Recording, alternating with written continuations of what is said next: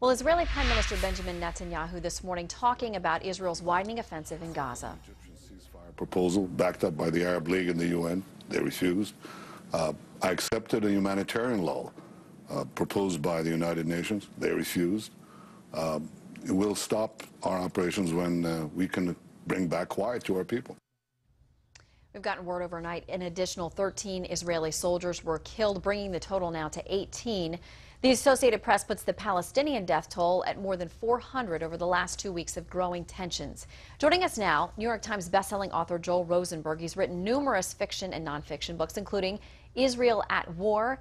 Among many other things, Joel, you also run a charity in Israel. You've served as a consultant to the Prime Minister Benjamin Netanyahu, so you have unique perspective into what's going on there. And I know that you've been very focused on the impact on both sides of this incursion and how people are being affected there in the area. Absolutely. I did have the privilege of working for Prime Minister Netanyahu back in 2000.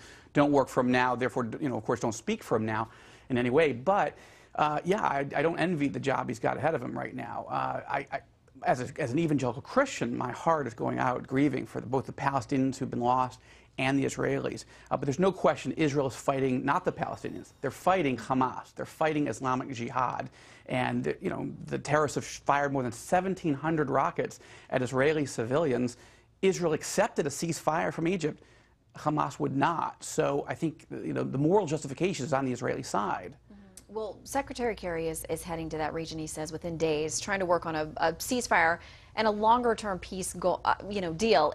Is that possible in your estimation, knowing all sides here? Is there a temporary lull? Is there any hope for longer-term peace? Well, I was in Israel in November 2012, working with the Joshua Fund, providing food and medical supplies and all to Israelis and Palestinians during the last conflict.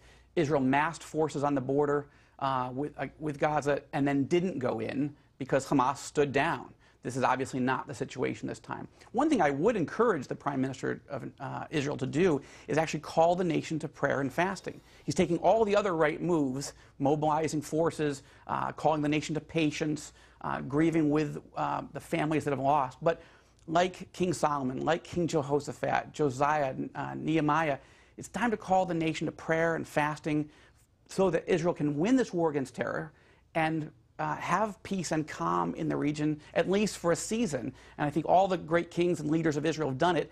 It'd be time for the Prime Minister to do it as well. How do you respond to those who say it's religion that has caused these problems, the fact that these two sides will never potentially resolve because there are deep divisions that many times are along religious lines? Well, I think radical Islam has certainly caused this. I mean, again, I would separate this from the Palestinian people at large, who may not love Israel, who may wish they could have all of the territory. But it's Hamas and the terrorist leaders of Islamic Jihad and Al-Aqsa Martyr Brigade that are firing rockets and missiles. It's really the Palestinian leadership, in terms of the terrorist leadership, that is crushing the hopes and dreams and fortunes of the people in Gaza. Look, they live on the Mediterranean coast. They have natural gas. They were given their freedom from Israel in 2005. There's no reason not to be able to build a functioning, calm, prosperous society.